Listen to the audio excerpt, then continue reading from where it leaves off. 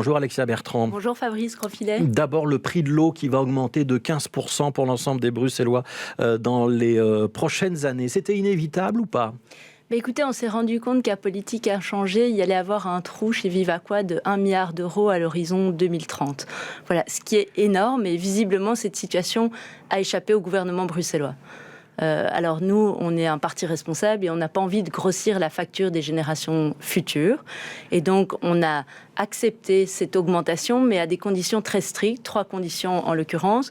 Que les plus gros consommateurs payent le plus, qu'il y ait un tarif social pour les personnes les plus précarisées et surtout qu'on continue la politique de réduction de dépenses. Alors c'est compliqué, la gestion de l'eau, parce que c'est pas que le gouvernement bruxellois, c'est aussi l'intercommunal Vivaquois. Je pense que le mouvement réformateur est présent au sein de ce conseil d'administration. Est-ce que ce qui est sur la table vous satisfait ?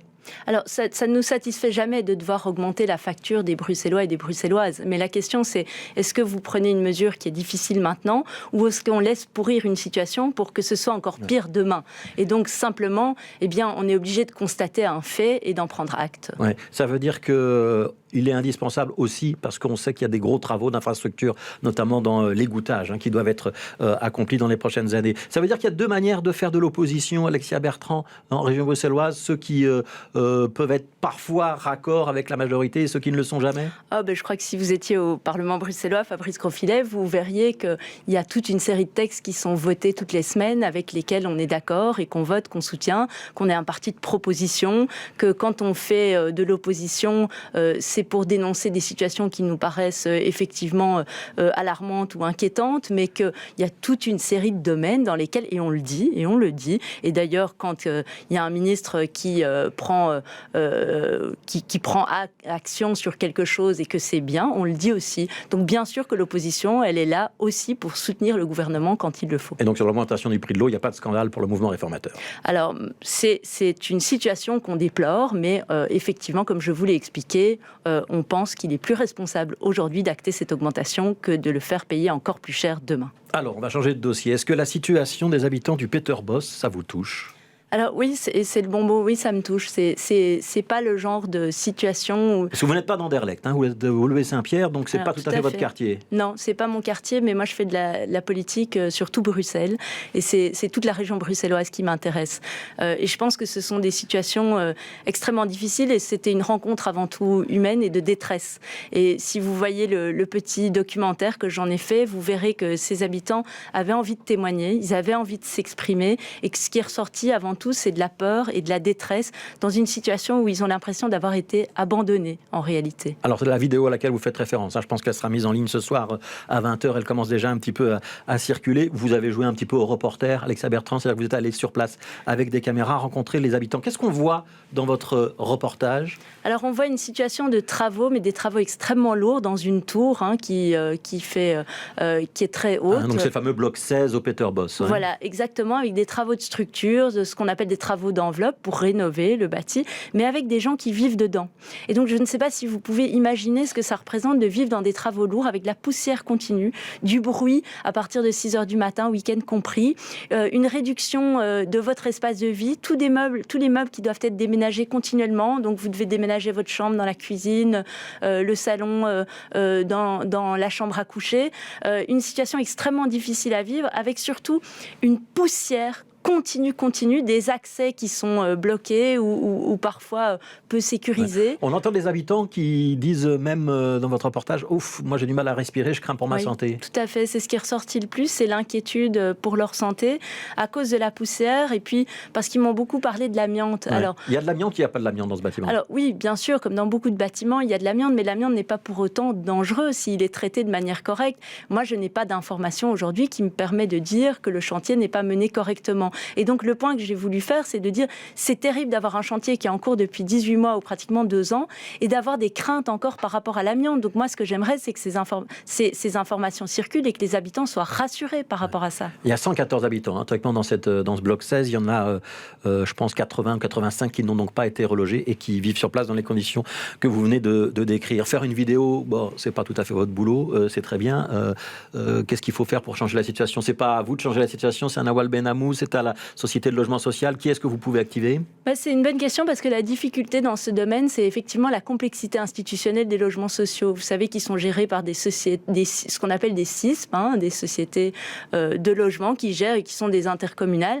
Et donc, il y a un peu un renvoi de responsabilité entre les SISP, la commune, la région. Mais finalement, la ministre de tutelle, c'est effectivement la ministre régionale du logement. Donc parce c'est qu'elle elle a la tutelle, oui, sur la SLRB, qui est la Société de logement régional bruxellois. Et c'est là qu'il faut que les choses Qu'est-ce qu'il aurait fallu faire ? Il a fallu reloger tout le monde ? Alors, c'est exactement ça. La question, c'est qu'on ne peut pas faire des travaux d'une telle lourdeur qui durent aussi longtemps, et peut-être que ces travaux auront duré 2 ans et demi ou 3 ans au final, parce qu'il y a évidemment du retard, et laisser des habitants dedans dans des conditions qui sont proprement invivables. C'est ça la réalité. Et ce que ce documentaire montre, c'est 2 choses. C'est d'abord l'échec de la politique de logement social, et on peut en parler plus longuement, mais c'est un échec, parce que quand vous voyez aujourd'hui la situation dans laquelle vivent ces habitants, eh bien, vous n'avez pas envie de ça. Mais donc vous auriez fait quoi ? Vous auriez sorti tout le monde, on aurait relogé tout le monde ailleurs pour faire les travaux ? Absolument, non seulement on aurait fait ça... Ça veut dire qu'il fallait trouver une centaine de logements, au moins pour 2 ans. Oui, mais comme il n'y a pas assez de logements, si vous voulez, c'est l'histoire de la poule et l'œuf.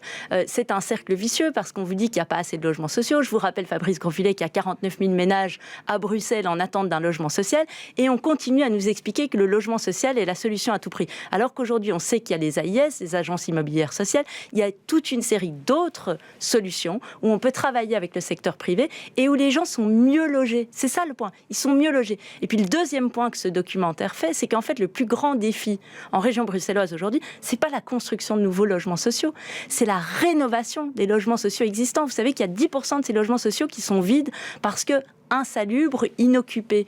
Et donc, c'est ça le défi demain. Ouais, vous nous dites qu'il faut plus de logements, et pourtant, on va changer de commune, on va aller à Schaerbeek sur la friche Josaphat, et pourtant, sur la friche Josaphat, vous faisiez partie de ceux qui estimaient qu'il fallait au moins revoir à la baisse le nombre de logements qui étaient prévus dans le PAD, donc le plan d'aménagement directeur.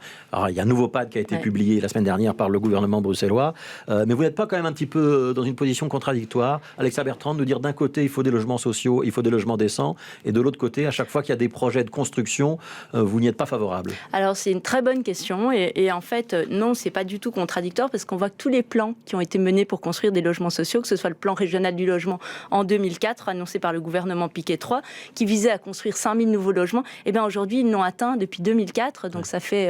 et ça, c'est le passé. Attendez, ça fait 58% atteint. En 2013, ils lancent le nouveau plan pour construire des logements sociaux. Ça s'appelle l'Alliance Habitat. On est à combien de pourcents de construction? 30%. Et donc, en fait, c'est un échec systématique. Chaque fois qu'on vous annonce qu'on va construire du logement social, le gouvernement n'y arrive pas.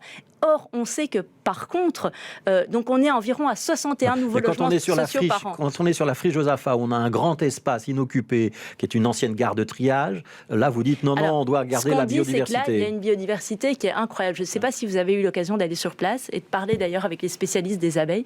Il y a 160 espèces d'abeilles sauvages. C'est pas anecdotique ce que je vous raconte. C'est pas juste une histoire de petites abeilles qui butinent. C'est l'avenir de la pollinisation qui passe par ces abeilles sauvages. Il y a des espèces végétales. Donc on ne doit rien construire à la friche Josaphat? Si, mais vous devez préserver la biodiversité. Il y a des espèces végétales rares à très rares, des espèces animales rares. Aujourd'hui, qu'est-ce qui est proposé par le gouvernement bruxellois, dont Ecolo fait partie? C'est que 5% de cette friche qui fait 25 hectares environ, seulement va être maintenue pour la biodiversité. Donc on parle d'1,28 hectare. Oui. C'est quand même contradictoire. Aujourd'hui, il faut quand même se poser la question de la légitimité à densifier les derniers espaces de biodiversité qui restent. Sur cette nouvelle version donc, du plan d'aménagement directeur de la friche Josaphat, on passe de 1600 à 1200 logements. Il y a effectivement un peu plus d'1 hectare qui est réservé pour la biodiversité, mais il y a quand même un parc global au centre qui fera 4 hectares. C'est pas suffisant pour vous? Mais alors, le parc, c'est pas de la biodiversité. Il faut voir ce qu'il y a là-dedans. Mettre du gazon, et ça, parfois, c'est mal compris. Mais mettre du gazon et de l'herbe, ça n'est pas préserver la biodiversité. 1200 logements à la place de 1600. Est-ce que ça va dans la bonne direction? Alors, il y a eu une mobilisation et effectivement, ça a été revu. Donc, c'est déjà une amélioration, mais on parle uniquement de 5% de cette friche, qui est un endroit où on trouve des espèces d'abeilles que vous ne trouvez nulle part ailleurs en Belgique. C'est de ça qu'on parle. C'est de l'enjeu de la transition climatique. C'est de l'enjeu de la pollinisation. Et donc, si on dit ça, c'est parce qu'à un moment, effectivement, il y a des conflits entre densifier et préserver la biodiversité. Et il faut faire le bon choix. Donc, il faudra, pour vous, dans l'idéal, sur cette friche Josaphat, une portion plus importante réservée à la biodiversité, qui ne sera donc pas accessible au public. Mais allez parler à tous les naturalistes sur place, c'est une une évidence. Ouais, mais il y a aussi ceux qui attendent des logements. C'est une évidence pour eux aussi. Il y a des solutions et nous, EMR, on a des solutions. Je reviens volontiers vous en parler plus longuement parce qu'on va transformer les bureaux vides en logements. Entre autres, et puis on voit ce que les AIS ont créé. Donc les AIS, c'est les agences immobilières sociales. Absolument. Où l'agence prend la garantie du loyer à sa charge. Tout à fait. Et le taux de développement des AIS ces 20 dernières années est bien plus important sur les dernières années que ce qu'on a vu en matière de logement social. Donc ça marche, ça coûte moins cher et c'est des logements généralement de meilleure qualité pour les habitants. Donc c'est du win-win-win. Ça veut dire que vous serez de nouveau aux côtés du collectif Sauvons la Frige Josaphat au mois de septembre ou octobre quand l'enquête publique redémarrera. Vous savez, avec Gaëtan Van Guatsenove, entre autres, ça fait depuis déjà la législature précédente qu'on est sur ce dossier. C'est pas nouveau. On a fait le choix, à ce moment-là, après avoir rencontré l'ensemble des interlocuteurs et des acteurs, que ce qu'il fallait à cet endroit-là, c'était préserver la biodiversité et on a déposé des propositions dans ce sens. Est-ce que ça veut dire quand même qu'on peut construire un peu de logement sur cette friche ou pas du tout ? Alors oui, mais tout est une question d'équilibre et ici, clairement, la balance doit peser en faveur de la biodiversité. Une dernière question, on vient d'avoir un premier week-end de soldes, on sent que le redémarrage est un petit peu timide, c'est en tout cas ce que disent les commerçants. Vous êtes inquiet sur l'avenir du secteur économique, du tissu économique et commerçant, notamment en région bruxelloise, où ça va se résorber avec la reprise de l'activité une fois que la Covid sera derrière nous ? Alors oui, je suis quand même inquiète parce que c'est le deuxième secteur à Bruxelles, ce qui est commerce et vente en magasin. Et il n'y a eu aucun des moyens des fonds de relance qui ont été affectés à ce secteur. Et donc, ce qu'on voit, c'est qu'en termes d'offres d'emploi, c'est le deuxième auprès d'Actiris. Et là, il n'y a pas de grand plan emploi-formation dans ce plan de relance bruxellois. Donc il n'en faudrait rien sur le commerce ? Alors, ce que je dis, c'est que non, il en faut un sur l'emploi et la formation. Mais le commerce est un demandeur d'emploi important. Donc, il faut pouvoir diriger aussi les gens vers ce secteur qui est en demande. On se retrouve dans cette situation paradoxale à Bruxelles que vous connaissez tous maintenant, je pense, d'avoir des employeurs qui cherchent des employés et qui ne trouvent pas. Et donc, on a des métiers, des jobs en pénurie. Et puis, d'avoir toute une série de jeunes, en particulier, un jeune sur 4 à Bruxelles est au chômage et qui, eux, ne trouvent pas d'emploi. Et donc, ce qu'il faut faire, c'est les former, c'est avoir un vaste plan formation-emploi. Mais le gouvernement bruxellois, manifestement, préfère mettre l'argent des fonds européens dans une nouvelle taxe, comme la taxe kilométrique, ce qui est 36% du budget mobilité des fonds européens. Et bien donc préfère investir l'argent qu'on reçoit dans l'Europe pour accroître la charge fiscale des Bruxellois et des non-Bruxellois d'ailleurs. Donc ça, c'est un autre dossier dont on reparlera une autre fois. Merci beaucoup Alexia Bertrand. Merci d'avoir été notre invité. Je rappelle, vous êtes chef de groupe pour le mouvement réformateur au Parlement bruxellois, donc dans l'opposition au Parlement bruxellois pour ceux à qui ça aurait échappé.